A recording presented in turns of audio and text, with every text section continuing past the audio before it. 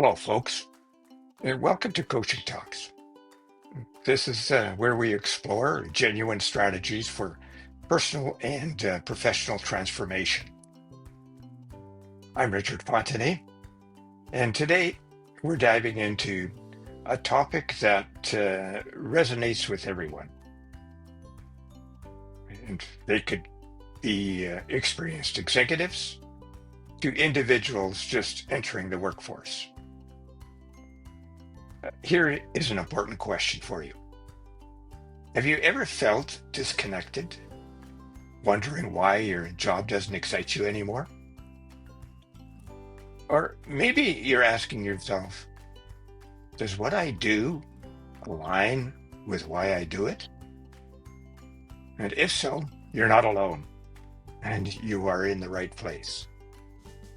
In this episode, we'll explore how to find and clarify your purpose, and how that purpose connects to your work, and how this alignment can reignite passion, joy, and engagement in your career. We'll also discuss how managers and coaches can guide others on this journey. So let's get started. First, let's explore why purpose matters in your life. Now, many people feel unhappy at work, not because the tasks are inherently bad, but because they haven't connected their sense of purpose to what they do each day. And when you link your why with your what, everything begins to change. Joy and enthusiasm follow. And that's when people say, I love what I do. Now, companies are aware of this, and that's why successful brands spend an enormous amount of time refining their mission and purpose. They are what unites customers and employees. And likewise, successful individuals define personal mission to guide them. Now, here are some real-life examples.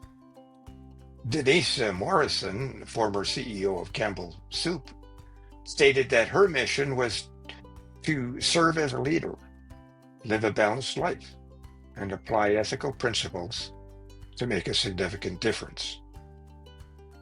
And Joel Manby defined success as being consistent with my personal mission, to love God and love others.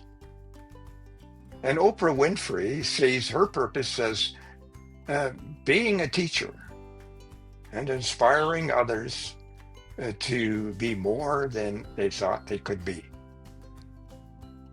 Now, each of these statements faces outward and is value-driven. And more importantly, they're not the same. And that's the beauty of purpose. It's a personal statement. So what happens when purpose is missing? Well, when people lack clarity about their purpose, work can feel meaningless. They may become disengaged and frustrated and eventually apathetic. And apathy spreads like wildfire. It shows up in teams, organizations, and cultures where people feel disconnected. Sure, poor leadership may be a factor. However, the core issue often lies in the fact that employees haven't taken the time to connect what matters to them personally with what they do professionally. As a manager or coach, this can be an opportunity, not a threat. So instead of saying, Joe isn't performing, let's replace him, imagine saying, let's help Joe reconnect with his purpose. Now, when people leave an organization after this kind of coaching, they often become lifelong ambassadors for the company. Why? Because they feel that they have been seen, heard, and supported. Now, here's a story about Jim who went from a job to a calling. Sometimes purpose doesn't strike like lightning, it unfolds gradually. And for years, Jim delivered water. He treated it as a job. And one day he realized that delivering water actually helped people live healthier lives. It clicked for him. He wasn't just driving a truck, but contributing to the well-being of others. Now, that one insight transformed everything for him. He became engaged, passionate, innovative, and a mentor to others, all because he discovered the purpose behind driving his truck and delivering water. Now, you too can craft your personal purpose statement by following this simple process. 1, find some quiet time. Reflect on your strengths and passions. That is really what excites you.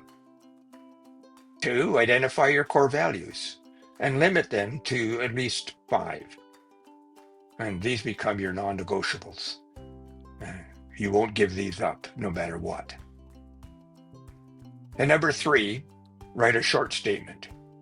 And here, use action verbs, blend the tangible with the intangible, and make it more about others than just yourself. For example, here's a quote. Inspire growth by empowering others to discover their worth and create meaningful change with integrity and compassion. End of quote. Now, why does this work? Well, there are action verbs.